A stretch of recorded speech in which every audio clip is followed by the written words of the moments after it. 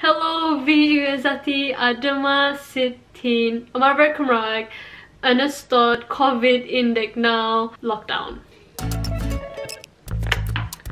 1. Darllen llyfr Cymraeg. Dyma sut fi'n darllen llyfr Cymraeg.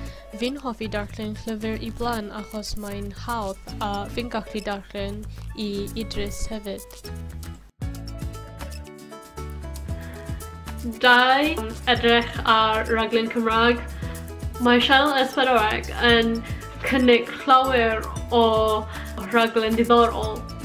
Fi'n licio edrych ar Poblocwm achos maen nhw'n defnyddio llawer o geiriau newydd a acennau gwahanol hefyd.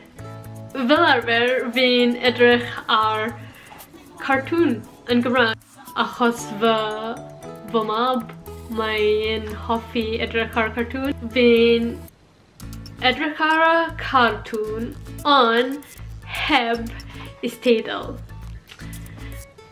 3. Siarad gyda rhywun yn Gymraeg. Fi'n siarad Cymraeg gyda fy ngŵr yn y tŷ. Fel arfer, fi'n siarad gyda fy mam a fy nhad yn cyffroes ar y lein. Hi bob, sut ydych chi? Chi'n iawn? Fi'n defnyddio Zoom, weithiau Skype.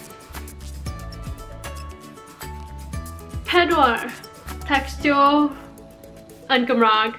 Fi'n defnyddio Twitter Achos mae Twitter yw platfform arall fi I ymarfer sgrifennu yn Cymraeg a cystadlu gyda pobl sy'n siarad Cymraeg.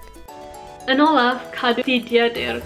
Mae'n syniadau I cadw dyddiadur achos ti'n gallu ymarfer ysgrifennu yn Gymraeg. A dyma sut chi'n ymarfer Cymraeg yn ystod Covid-19. Felly, diolch yn fawr a cymerofol pawb. Hwyl, tara!